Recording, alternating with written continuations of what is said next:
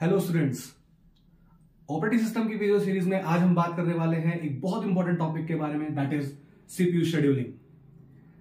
ये particular topic बहुत important है यूनिवर्सिटी एग्जामिनेशंस के लिए, किसी भी कॉम्पिटिटिव एग्जाम्स के लिए अगर आप तैयारी कर रहे हैं तो नेट, गेट, ये टॉपिक से क्वेश्चन हमेशा ही पूछे गए हैं और आगे भी पूछे जाते रहेंगे। तो ज्यादा टाइम वेस्ट ना करते हुए आइए इस सीपीयू शेड्यूलिंग एल्गोरिथम को समझते हैं। सबसे पहले डेफिनेशन में जाते हैं। Definition says it is a process that allows one process to use by the CPU. What it means, इससे पहले हमें यह समझना होगा कि सीपीयू बेसिकली क्या है। सीपीयू हमारा एक प्रोसेसर है जो कि हमारे की सारी जॉब्स को, कंप्यूटर सिस्टम में आने वाले जितने भी प्रोसेसेस हैं उन सबको एग्जीक्यूट करता है एंड देन यूजर उसको उसके बेसिस पर आउटपुट लेता है। मींस अगर मैं किसी प्रोग्राम की बात करूं तो प्रोग्राम भी अपने आप में एक प्रोसेस है जो कि सीपीयू में एग्जीक्यूशन के लिए आया है एंड देन उससे कुछ ना कुछ आउटपुट निकलेगा और फिर यूजर उस हिसाब से काम करेगा जिस भी पर्टिकुलर पर्पस के लिए उस पर्टिकुलर प्रोग्राम को डिजाइन किया गया है, that is. But computer system में क्या होता है कि सीपीयू में एक साथ कई सारी जॉब भी प्रोसेस होने के लिए आ जाती हैं और ऐसा होता भी है नॉर्मली, क्योंकि हम आजकल डेट में देख रहे हैं कितने वर्सेटाइल कंप्यूटर सिस्टम्स हैं, लैपटॉप्स हैं, हैवी फंक्शनैलिटी के साथ आ रहे हैं। तो this is multi cores, multi programming operating systems are there. तो सीपीयू में एक टाइम में कई सारी जॉब्स एग्जीक्यूशन के लिए आती हैं, लेकिन सीपीयू वहीं पर एक टाइम में एक ही जॉब को एग्जीक्यूट करता है। तो कौन सी जॉब एग्जीक्यूशन के लिए सीपीयू में आगे फॉरवर्ड की जाएगी, it is to be decided by the CPU scheduling methods. तो आई होप कि आपको थोड़ा सा आइडिया लगा होगा। This selection of the process is based on CPU scheduling methods. मैंने वही बात की कि कौन सा प्रोसेस, कई सारे प्रोसेस, सपोज 5 प्रोसेस वेट कर रहे हैं सीपीयू में अंदर जाने के लिए या प्रोसेस होने के लिए, एग्जीक्यूशन के लिए।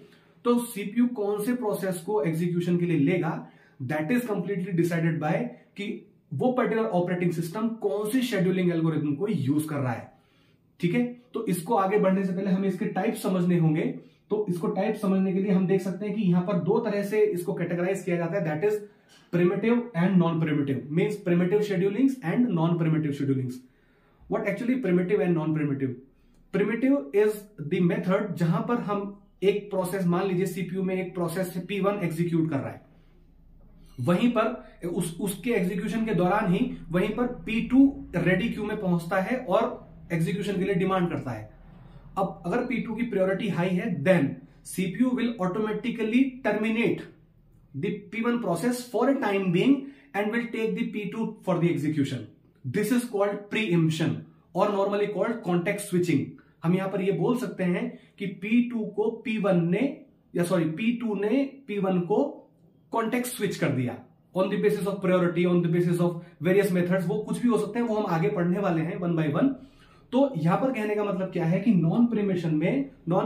प्रिमिशन में क्या होगा कि एक जो एग्जीक्यूशन हो रहा है किसी भी प्रोसेस का, उसको सीपीयू उसको थोड़े टाइम के लिए सस्पेंड कर सकता है और किसी दूसरे प्रोसेस को एग्जीक्यूशन के लिए ले सकता है। That completely depends on the algorithm जो भी यूज हो रही है। वहीं पर नॉन प्रिमिशन में क्या होगा, या नॉन प्रिमिटिव शेड्यूलिंग एल्गोरिथम में क्या होगा, यहां पर एक बार सीपीयू जिस पर्टिकुलर प्रोसेस को एग्जीक्यूशन करने के लिए पिकअप कर लेगा, उसको पूरा करके ही फिनिश करेगा, यानी उसको पूरा करके ही दम लेगा। दूसरा प्रोसेस उसके एग्जीक्यूशन के बाद ही आएगा, भले ही उसकी प्रायोरिटी कुछ भी हो। लेकिन ये हमें देखना पड़ेगा कि यहां पर जो एल्गोज दी गई होती हैं उनमें कौन कौन सी प्रायोरिटी लगती है, प्रायोरिटी नहीं भी लगती। तो आइए इसको समझ लेते हैं कि नॉन प्रिमिटिव एल्गोज कौन कौन सी होती हैं एंड प्रिमिटिव एल्गोज कौन कौन सी होती हैं। सबसे पहले नॉन प्रिमिटिव में फर्स्ट कम फर्स्ट सर्व, इस नाम से हम बहुत ज्यादा परिचित हैं। फर्स्ट कम फर्स्ट सर्व, जो पहले एग्जीक्यूशन के लिए आई है जॉब, उसको एग्जीक्यूट करेगा सीपीयू, पूरी तरह से एग्जीक्यूट करेगा, भले ही 4 लोग या 4 प्रोसेसेस बाहर वेट कर रहे हो। ठीक है, दूसरी आती है SJF, it is called shortest job first. What do you mean bye shortest job first? जितने भी प्रोसेसेस हमारे पास आ गए हैं उनमें सबसे कम टाइम किस एग्जीक्यूशन में लगने वाला है, किस पर्टिकुलर प्रोसेस को एग्जीक्यूट करने में सबसे कम टाइम लगने वाला है, सीपीयू सबसे पहले उसको प्रोसेस करेगा। जब हम इसके न्यूमेरिकल समझेंगे तो ये बात ऑटोमेटिकली क्लियर हो जाएगी कि इसके साथ एक टाइम भी दिया गया होता है कि बेसिकली कितने टाइम में ये पर्टिकुलर प्रोसेस एग्जीक्यूट हो जाएगा, या इस पर्टिकुलर प्रोसेस को एग्जीक्यूट करने के लिए सीपीयू का कितना टाइम चाहिए। Then third is LJF, that is longest job first. अब सीपीयू यहां पर क्या देखेगा कि जिसकी जॉब सबसे बड़ी है, यानी जो प्रोसेस सबसे ज्यादा टाइम लेने वाला है, ये उसको सबसे पहले एग्जीक्यूट करके बाहर करेगा। फिर उससे छोटा, यानी ये डिसेंडिंग ऑर्डर हो गया और ये असेंडिंग ऑर्डर हो गया ऑफ जॉब्स। ठीक है, next is HRRN, that is highest response ratio next. Highest response ratio next, इसमें बेसिकली क्या होगा, हम यहां पर ना ही FCFS लगा रहे हैं, ना ही SJF, ना ही LJF। यहां पर हम बेसिकली प्रोसेसेस के रेस्पॉन्स के टाइम को देख रहे हैं, एक रेशो निकाल रहे हैं, और जो भी रेशो हाईएस्ट होगा उसको नेक्स्ट टाइम पर, यानी अगले प्रोसेस में एग्जीक्यूशन के लिए लिया जाएगा। इसका जब हम न्यूमेरिकल देखेंगे तो हम अच्छे से इसको समझ पाएंगे। आ जाइए प्रेमचंद की तरफ। प्रेमचंद में सबसे पहले जो एल्गोरिथम है that is very much famous, round robin.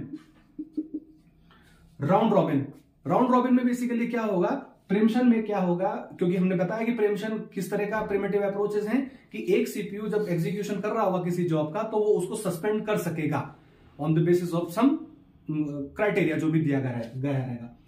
तो राउंड रॉबिन में बेसिकली क्या होगा कि एक पर्टिकुलर टाइम पीरियड सभी को मिलेगा एग्जीक्यूशन के लिए। सपोज कोई प्रोसेस 5 सेकंड लेने वाला है, कोई प्रोसेस 6 सेकंड, कोई 8 सेकंड, कोई 10 सेकंड, और हम प्रिमिटिव में राउंड रॉबिन को अपना रहे हैं, तो हम यहां पर एक क्वांटम टाइम दे देंगे कि 2-2 सेकंड या 3 सेकंड का ये एग्जीक्यूशन टाइम दे दिया। एक फिक्स टाइम तक ये सभी लोग आपस में टर्मिनेट होंगे। तो जैसे कि P1 3 सेकंड तक एग्जीक्यूट हुआ, फिर वो टर्मिनेट हो गया, मींस सस्पेंड हो गया for the time being. Then फिर P2 को लिया, फिर वो 3 सेकंड के लिए एग्जीक्यूट किया सीपीयू ने, देन उसको भी सस्पेंड कर दिया या रेडी क्यू में भेज दिया। देन फिर P3, देन फिर P4, और ऐसे ऐसे करके उनके टाइम लैप्स कम होते रहेंगे। मान लीजिए पहले किसी को 7 सेकंड की रिक्वायरमेंट थी और आपने यहां पर क्वांटम टाइम 3 सेकंड का दिया है, then after executing of 3 second अब उसको केवल 4 सेकंड चाहिए होंगे। फिर नेक्स्ट जब उसका टर्न आएगा फिर से वो 3 सेकंड एग्जीक्यूट कर लेगा, अब उसको 1 सेकंड चाहिए होगा। एंड फाइनली जब उसका टर्न आएगा तो वो 1 सेकंड में एग्जीक्यूट होकर के निकल जाएगा। इसका एग्जाम्पल जब हम देखेंगे 1 बाय 1 सभी को समझने वाले, तब इसको ज्यादा हम क्लैरिटी से देख पाएंगे। राउंड रॉबिन, राउंड रॉबिन के बाद आता है हमारा that is SRTF। SRTF that is shortest remaining time first. Shortest remaining time first, यानी जिस जॉब का भी टाइम सबसे छोटा रह गया है, यानी एग्जीक्यूशन के बाद रह गया है छोटा, उसको हम 1 बाय 1 सीपीयू उसको उठाता रहेगा। This is entirely different with the SJF। Students यहां पर कंफ्यूज होते हैं SRTF और SJF में कि ये तो शॉर्टेस्ट वाली बात हो रही है यहां पर, बट ऐसा नहीं है। जब इसका हम न्यूमेरिकल करेंगे तो हम इसको समझने वाले हैं। Next is LRTF। Similarly longest remaining time first, जिस भी जॉब का टाइम सबसे लंबा रह गया होगा, सबसे बड़ा रह गया होगा, ज्यादा लगने वाला होगा, उसको हम एग्जीक्यूशन में लेंगे। इसके भी न्यूमेरिकल में हम इसको समझने वाले हैं। And last is priority scheduling. Priority scheduling यानी जब कोई प्रोसेस एग्जीक्यूशन में है अभी फिलहाल, और कोई एक प्रोसेस आता है और उसकी प्रायोरिटी हाईएस्ट है, मतलब उसको काम जल्दी से चाहिए। जैसे कि आप कहीं देखें, आप कहीं नॉर्मल प्रैक्टिकल एग्जांपल देखें, आप कहीं लाइन में लगे हैं एंड देन वीआईपी आ जाते हैं कोई, तो एकदम से उनको प्रायोरिटी दी जाती है एंड देन लाइन और बेसिकली समथिंग जहां भी आप क्यू में है वो उस क्यू को बेसिकली रोक दिया जाता है।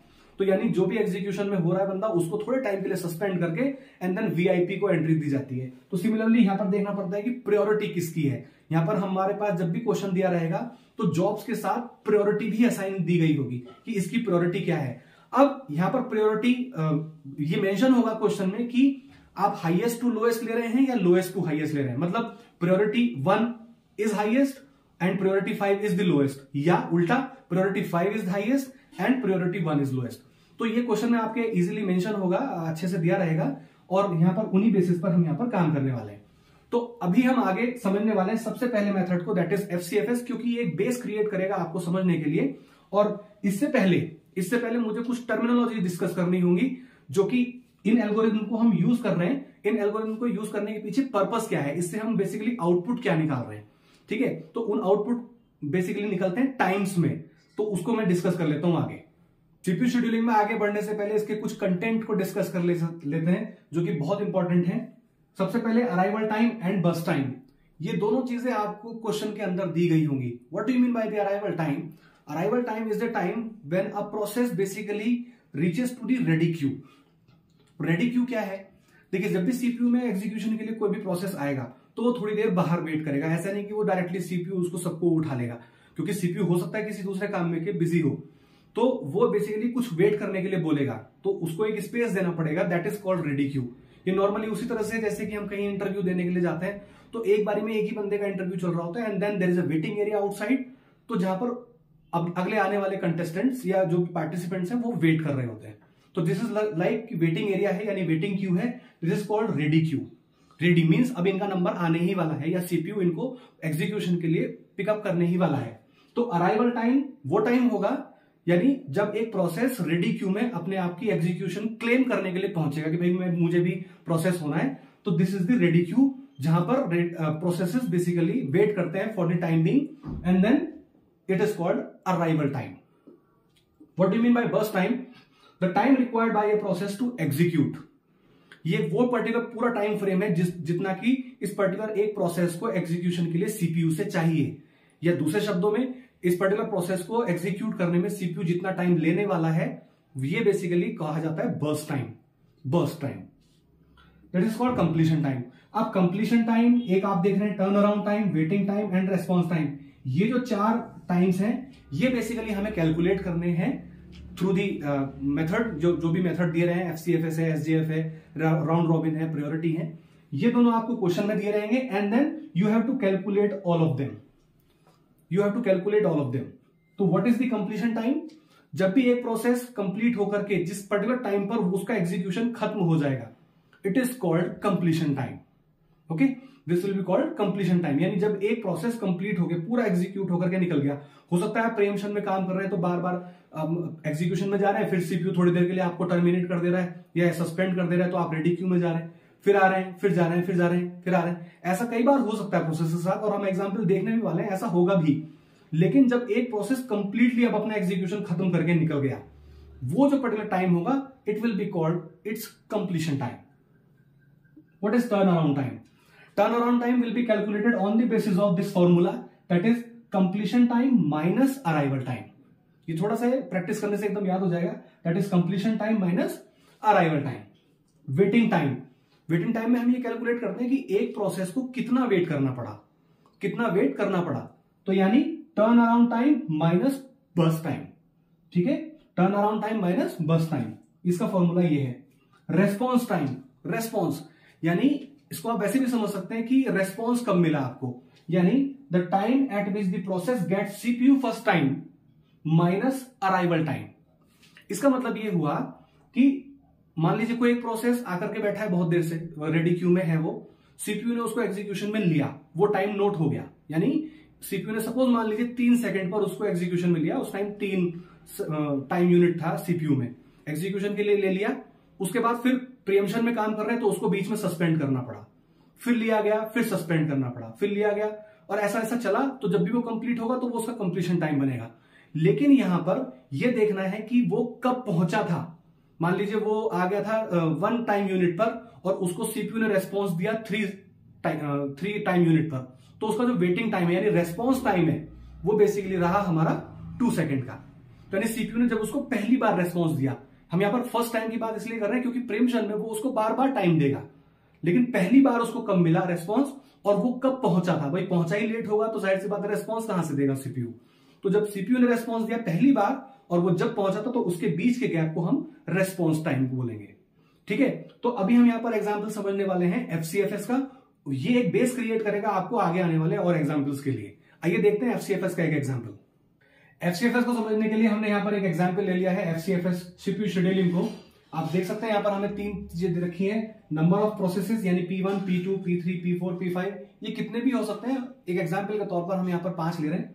देन अराइवल टाइम यानी एक पर्टिकुलर प्रोसेस किस पर्टिकुलर टाइम फ्रेम पर रेडी क्यू में पहुंचा है, and the burst time, this is the time which is be taken by the process to get executed, यानी ये पर्टिकुलर टाइम पीरियड लगने वाला है एक पर्टिकुलर प्रोसेस को एग्जीक्यूट करने के लिए। पहले आप क्वेश्चन को ध्यान से समझिए, ये अराइवल टाइम है और ये बर्स्ट टाइम है। अब इस पर्टिकुलर क्वेश्चन को किस तरह से सॉल्व करते हैं, यानी हमें वही सब चीजें निकालनी है, completion time, turn around time, waiting time and response time. तो वो सब आगे ही निकलेंगी, तो मैं यहां पर उन सब के लिए जगह बना लेता हूं। That is completion time, then we will be finding out turn around time, then we will be finding waiting time and then response time. इन चीजों के बेसिस पर या फिर हम ये देखेंगे कि एवरेज वेटिंग टाइम कितना रहा है या एवरेज टर्न अराउंड टाइम का कितना रहा है, और क्वेश्चन में आपसे यही पूछा भी जाएगा। ठीक है, ये क्वेश्चन मल्टीपल चॉइस क्वेश्चन में भी आ सकते हैं और आपको इस तरह से सॉल्व करके एक पर्टिकुलर आंसर भी पूछा जा सकता है। आइए इसको देखते हैं किस तरह से करेंगे। यहां पर एक कॉन्सेप्ट आता है that is called Gantt chart. Gantt chart is a chart जो कि हम प्रिपेयर करते हैं ये मानते हुए कि सीपीयू टाइमलाइन में इस तरह से काम करता है। हालांकि सीपीयू की वर्किंग अलग तरह से होती है, वो इंटरनल स्ट्रक्चर है, कंप्यूटर आर्किटेक्चर का पार्ट है, लेकिन अभी यहां इस पर्टिकुलर क्वेश्चन को ये समझने के लिए कि कंप्यूटर में सीपीयू एग्जीक्यूशन के लिए प्रोसेसेस को ले रहा है तो कितने टाइम फ्रेम तक ले रहा है, तो हम एक टाइम बेल्ट के फॉर्म में उसको ले लेते हैं।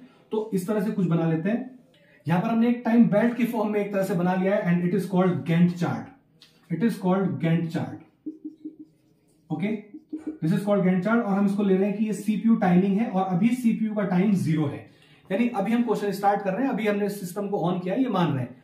तो इस क्वेश्चन को समझने के लिए अभी हम इतना कंसिडर कर रहे हैं कि ये गैंट चार्ट है और ये सीपीयू अभी 0 टाइमिंग पर है। अब ध्यान दीजिए, क्योंकि ये सारी की सारी जो वैल्यूज हैं ये अभी आप नहीं फिल कर सकेंगे, ये भरी जाएंगी इस गैंट चार्ट के आउटपुट के बाद। इस गैंट चार्ट को अच्छे से डिजाइन करना रहेगा क्योंकि ये सभी वैल्यूज को फिल करने में बहुत इंपॉर्टेंट रोल प्ले करने वाला है और वेरीफाई करने में भी अच्छा खासा रोल प्ले करने वाला है। तो आइए इसको समझ लेते हैं कि इसको किस तरह से फिल करेंगे। सबसे पहले आप प्रोसेस को देखिए। प्रोसेस P1, इसका अराइवल टाइम 0 है और हम बात कर रहे हैं फर्स्ट कम फर्स्ट सर्व की, यानी जैसे सिस्टम ऑन हुआ 0 टाइम पर यह पर्टिकुलर प्रोसेस एग्जीक्यूशन के लिए पहुंच गया। और क्योंकि हम एफसीएफएस में बात कर रहे हैं और FCFS is a non primitive scheduling algorithm, यानी ये जिस पर्टिकुलर प्रोसेस को पिकअप कर लेगा उसको कंप्लीशन करने के बाद ही छोड़ेगा। तो यानी P1 जैसे ही एग्जीक्यूशन के लिए आया, ये सीपीयू द्वारा उठा लिया गया एग्जीक्यूशन के लिए और 2 सेकंड तक, क्योंकि इसका बर्स्ट टाइम 2 है, तो अगले 2 सेकंड तक सीपीयू ने P1 को एग्जीक्यूट किया। This is how we are going to create the Gantt chart आगे भी। ठीक है, नाउ सीपीयू की टाइमलाइन है अभी 2 सेकंड तक। मान लीजिए ये टाइम यूनिट कुछ भी हो सकता है, अभी हम यहां पर सेकंड की बात कर रहे हैं क्योंकि we are very familiar with the seconds. 2 second तक सीपीयू ने इस पर्टिकुलर टाइम फ्रेम को, इस पर्टिकुलर प्रोसेस को प्रोसेस किया एंड देन दूसरे सेकंड पर आप देखिए जब यहां पर टाइम 2 था उसी टाइम P2 एग्जीक्यूशन के लिए पहुंचा, उसी टाइम P2 भी एग्जीक्यूशन के लिए पहुंच गया है। ऐसा हो सकता है कि इसका अराइवल टाइम मान लीजिए 3 होता, तो उस पर्टिकुलर टाइम फ्रेम पर यानी सेकंड टाइम पर, सेकंड यूनिट पर, यानी उस टाइम पर हुआ क्या है कि 2 सेकंड पर P1 तो खत्म हो गया, लेकिन अभी रेडी क्यू में कोई और प्रोसेस एग्जीक्यूशन के लिए आया नहीं है। तो उस टाइम 1 सेकंड के लिए या जब भी अराइवल टाइम होगा, अराइवल होगा किसी भी प्रोसेस का, उतने टाइम पीरियड तक सीपीयू हमारा आइडल स्टेट में रहेगा। ठीक है, तो इस क्वेश्चन में ऐसा नहीं है, लेकिन हम आगे ऐसे क्वेश्चन करने वाले हैं। मैं कराऊंगा आपको क्वेश्चन ऐसे कि जिसमें कि सीपीयू की आइडल स्टेट भी दिखाई जाएगी। तो अभी यहां पर जैसे ही 2 सेकंड हुआ, उसी सेकंड पर्टिकुलर टाइम पीरियड पर P2 अपने एग्जीक्यूशन के लिए पहुंचा और उसका जो बर्स्ट टाइम है दैट इज 3। तो क्योंकि हम एफसीएफएस में काम कर रहे हैं, जो है सीपीयू उसको पिकअप करेगा एंड देन आगे की तरफ चले एंड देन 3 सेकंड तक P2 को एग्जीक्यूट किया गया। तो 2 सेकंड से उसने काम करना शुरू किया, अगले 3 सेकंड उसने P2 को दे दिए, तो यानी अब 5 सेकंड पर P2 का एग्जीक्यूशन फिनिश हुआ। आगे चलते हैं।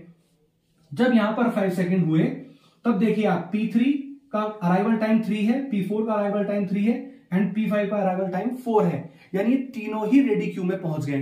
यानी जब ये एग्जीक्यूट हो रहा था उसी टाइम P3, P4, P5 तीनों के तीनों एग्जीक्यूशन के लिए रेडी क्यू में पहुंच चुके हैं। अब किसका नंबर आएगा पहले? जाहिर सी बात है, हम एफसीएफएस की बात कर रहे हैं तो जो पहले आया उसको जाएगा।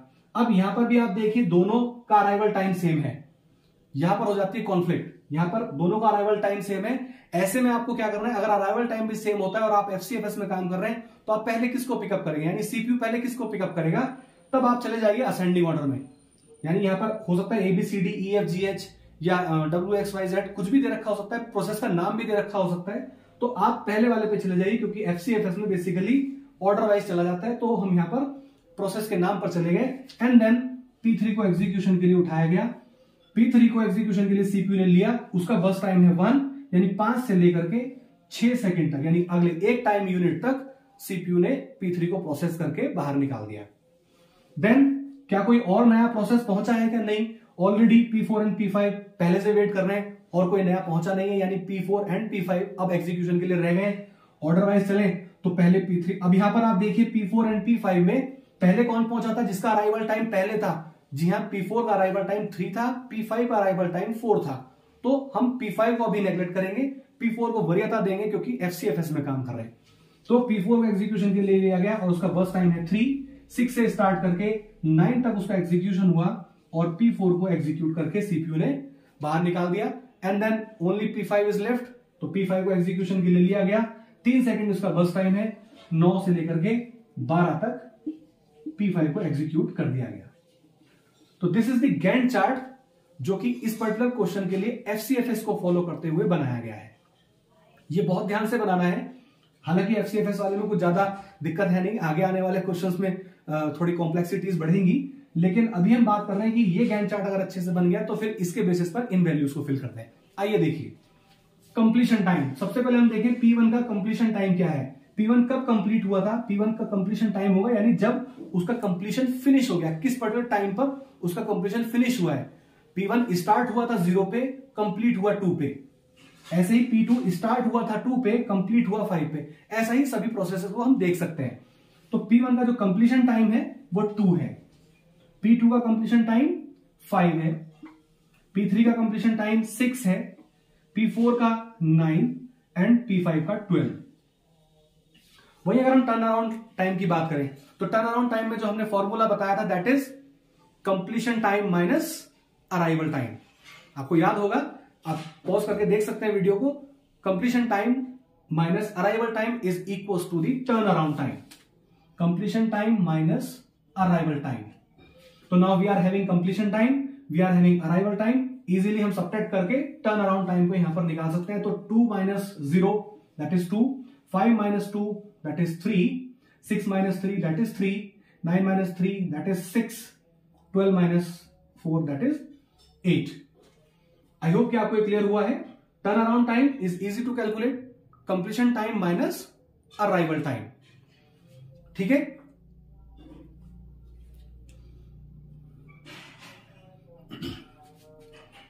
अब यहां पर कैलकुलेट कर लेते हैं वेटिंग टाइम को। Waiting time is nothing but turn around time minus burst time. Formula आपने नोट किया होगा, that is turn around time minus burst time. अब now we have calculated the turn around time. Burst time हमें already question में दिया गया था, we can easily subtract 2 minus 2 that is 0, 3 minus 3 that is 0, 3 minus 1 that is 2, 6 minus 3 that is 3, 8 minus 3 that is 5। Okay, and then response time. Response time is, मैंने बताया था जैसे ही particular process CPU में पहली बार एग्जीक्यूशन के लिए लिया जाएगा, देन माइनस अराइवल टाइम। ठीक है, तो जब वो पहली बार एग्जीक्यूशन के लिए लिया गया एंड देन उसमें से अराइवल टाइम को माइनस कर देंगे। तो अगर आप गैंट चार्ट से देखिए तो P1 को सबसे पहली बार एग्जीक्यूशन के लिए 0 सेकंड पे ले लिया गया, सबसे पहले ही ले लिया गया। तो यानी 0 माइनस इस पर्टिकुलर प्रोसेस का अराइवल टाइम, तो 0 minus 0 that is 0, 0 minus 0 equals to 0। P2 को पहली बार एग्जीक्यूशन के लिए लिया गया 2 सेकंड पर, यानी जब यहां पर टाइम 2 रहा होगा 2, और उसका अराइवल कब है 2, तो यानी 2 माइनस 2 दैट इज 0। P3 की बात करें, P3 को एग्जीक्यूशन में 5वें सेकंड पर लिया गया, 5th सेकंड पर लिया गया and then its arrival time is 3। यहां पर आप समझिए 5 में से 3 को माइनस करके हम यहां पर रेस्पॉन्स टाइम 2, यानी एक तरह से ये दिया जा सकता है कि आप कहीं पर 1 बजे पहुंच गए, है ना, या मैं इसी एग्जांपल को लेता हूं, कहीं आप 3 बजे पहुंच गए और आपको 5 बजे एंटरटेन किया गया या आपको बुलाया गया, तो आप ये कह सकते हैं कि मुझे 2 घंटे में रिस्पॉन्स मिला। या FCFS के केस में आप ये कह सकते हैं कि मैंने 2 घंटे तक वेट किया। तो आप देख सकते हैं in the most of the cases of FCFS waiting time और रेस्पॉन्स टाइम सेम ही आने वाला है। Waiting time and response time same ही आने वाला है in the case of FCFS, बाकी के लिए अलग अलग होगा। ठीक है, तो क्योंकि हम FCFS में काम कर रहे हैं, एक भी बार एग्जीक्यूशन होगा तो उसको पूरा करके दम देंगे। यहां पर प्रिम्पशन नहीं है, बार बार हम नहीं बुलाएंगे, एक बार एग्जीक्यूशन करके ही हम CPU उसको फिनिश करेगा। आ जाते हैं आगे के लिए P4 के लिए। P4 को देखें तो इसका एग्जीक्यूशन 6 सेकंड पर स्टार्ट हुआ था, पहुंचा वो 3 पर था, यानी 3 सेकंड में इसको रेस्पॉन्स मिला, या कह सकते हैं कि 3 सेकंड तक इसने वेट किया। फाइनली P5 को देखें, इसको 9 सेकंड पर रेस्पॉन्स मिला, आ गया था ये 4 सेकंड पर, यानी कुल मिलाकर के 5 सेकंड तक इसका रेस्पॉन्स रहा, और इसको ही वेटिंग टाइम भी कंसीडर किया जा सकता है। ठीक है, तो हमने ये सब वैल्यूज को भर लिया है। Now we will be calculating the average of average completion time, average turn around time, average waiting time and average response time. तो मैं यहां पर इनके टोटल कर लेता हूं and then we will be calculating the averages. हमने यहां पर इन सबका टोटल कर लिया है। सीटी इज इक्वल टू 34, यानी सारे के सारे सीटीज को ऐड कर लिया है, कंप्लीशन टाइम को ऐड कर लिया है, टर्न अराउंड टाइम को ऐड कर लिया है, वेटिंग टाइम को ऐड कर लिया है एंड देन रेस्पॉन्स टाइम को। जब सभी का एडिशन आ जाएगा and then how we calculate the averages divided by the number of the processes. तो इनके टोटल को आप टोटल नंबर ऑफ प्रोसेसेस यानी 5 प्रोसेस से डिवाइड कर दें तो आपके पास इन सबके एवरेज आ जाएंगे। जैसे कि हमने नीचे लिखा है, that is average completion time is 34 divided by number of the processes which is 5, 6.80। Average turn around time 22 divided by 5, that is 4.40। Average waiting and average response दोनों ही 10-10 हैं, तो दोनों के सेम आने वाले हैं। तो 10 डिवाइडेड बाय 2, 5, दैट इज 2। तो आपसे क्वेश्चन में बेसिकली ये पूछा जा सकता है, ये पूछा जा सकता है, ये दोनों भी पूछे जा सकते हैं। तो इनको सही कब आप निकाल पाएंगे? जब ये टोटल आपका ठीक आएगा। ये सब टोटल सब ठीक आएगा जब आपकी ये वैल्यूज सही होंगी। और ये वैल्यूज आप कब निकाल पाएंगे? जब आप गैंट चार्ट अच्छे से बनाएंगे। और गैंट चार्ट समझने के लिए, गैंट चार्ट को बनाने के लिए इस पर्टिकुलर प्रोसेस का, जिस भी पर्टिकुलर शेड्यूलिंग में आप काम कर रहे हैं उसकी अच्छे से समझ होनी जरूरी है। आई होप कि आपको ये FCFS CPU शेड्यूलिंग क्लियर हुई हो। अगले वीडियोस में हम देखने वाले हैं SJF और भी बहुत सारी scheduling algorithms. Thank you so much.